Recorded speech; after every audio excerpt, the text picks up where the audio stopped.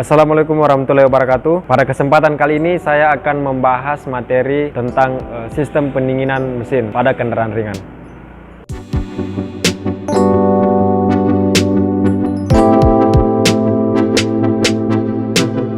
Salah satu sistem yang paling penting dalam sebuah mobil adalah sistem pendingin. Sistem pendingin ini merupakan sistem yang terdapat pada mobil maupun kendaraan bermotor yang berguna untuk mendinginkan mesin, atau dapat juga dikatakan untuk menjaga atau menstabilkan suhu mesin agar selalu pada temperatur kerja. Nah, yang menjadi pertanyaan, mengapa mesin perlu didinginkan? Jadi, mobil termasuk golongan motor bakar yang mana pasti menghasilkan panas dari proses pembakarannya. Di samping menghasilkan panas, komponen yang bergerak umumnya juga akan menimbulkan panas. Nah, bila panas ini berlebihan, maka akan sangat merugikan bagi performa mesin. Bisa menyebabkan kerusakan yang serius. Nah, kita tahu bahwa sebagian besar mesin mobil terbuat dari bahan dasar besi atau aluminium. Dan dengan bahan dasar ini membuatnya dapat memuai. Nah, pemuaian ini juga tidak baik. Misal saja dapat membuat kepala silinder karena melengkung yang disebabkan oleh pemuaian yang diakibatkan oleh panas yang berlebihan. Nah, itulah mengapa mesin kendaraan bermotor sangat perlu untuk didinginkan.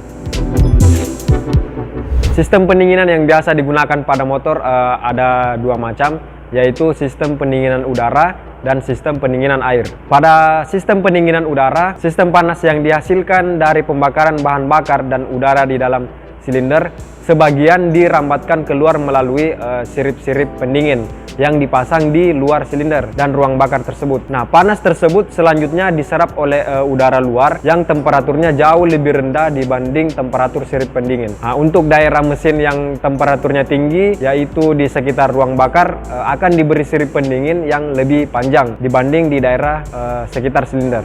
Nah, untuk sistem pendinginan yang kedua, yaitu sistem pendinginan air. Nah, pada sistem ini panas dari hasil proses pembakaran bahan bakar dan udara di dalam ruang bakar dan silinder sebagian diserap oleh air pendingin.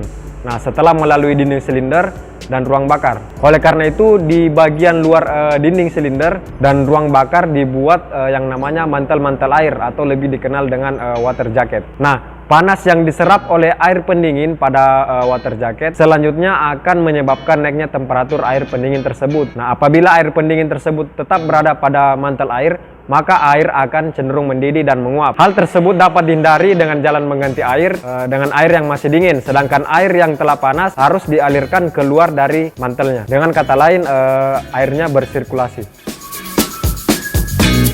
Nah, kemudian untuk komponen sistem pendingin, di sini kita akan mengkhususkan pada sistem pendingin air, karena kalau sistem pendingin udara komponennya tidak begitu banyak, hanya menggunakan sirip-sirip saja pada mesin. Pada sistem pendingin air jumlah komponennya memang lebih banyak, namun pada umumnya sistem pendingin air ini terdiri atas radiator, pompa air, termostat, kipas pendingin. Radiator berfungsi untuk mendinginkan cairan pendingin yang telah panas setelah melalui saluran water jacket. Bagian-bagian radiator antara lain tangki air bagian atas atau upper water tank, kemudian tangki air bagian bawah atau lower tank, dan inti radiator atau radiator core. Nah, cairan pendingin masuk ke tangki air bagian atas melalui selang atas, kemudian pada tangki air bagian atas dilengkapi dengan lubang pengisian air dan saluran kecil yang menuju ke tangki cadangan. Kemudian komponen yang kedua ada tutup radiator atau radiator cap. Nah, meski kelihatannya sepele, tutup radiator bukan sembarang tutup ya. Tutup ini juga vital dalam sistem pendinginan. Dalam tutup ini terdapat dua katup, yaitu relief valve dan vacuum valve. Nah, kedua katup ini akan mengatur pemasukan dan pengembalian air radiator di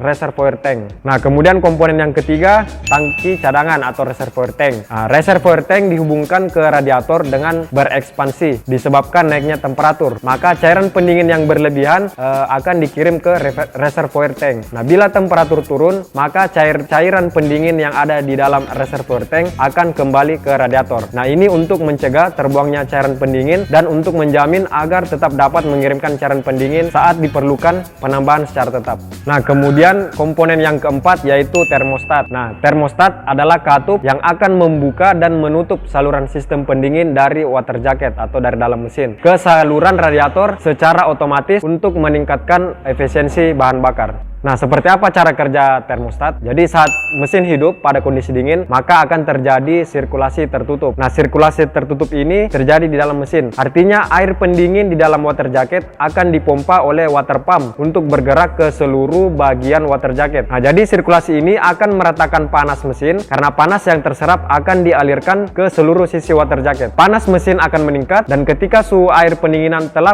mencapai angka sekitar 70 derajat Celcius, maka katup termostat akan mulai terbuka secara otomatis. Mengapa? Karena ada komponen namanya wax cell yang berada pada termostat akan bereaksi berdasarkan suhu. Jadi semakin tinggi suhu air pendingin, maka wax cell ini akan semakin mengecil atau mengempis. Nah, gerakan ini akan menarik katup termostat sehingga akan membuka. Pembukaan katup ini akan menyebabkan sirkulasi air pendingin menuju radiator untuk didinginkan. Kemudian komponen berikutnya yaitu kipas angin atau cooling fan. Nah, radiator didinginkan oleh udara luar, tetapi pendinginannya belumlah cukup bila kendaraan tidak bergerak. Nah, cooling fan ini bertujuan untuk menambah pendinginan. Cooling fan biasanya ditempatkan di belakang radiator. Jadi cooling fan itu digerakkan oleh crankshaft melalui belt atau dengan motor listrik.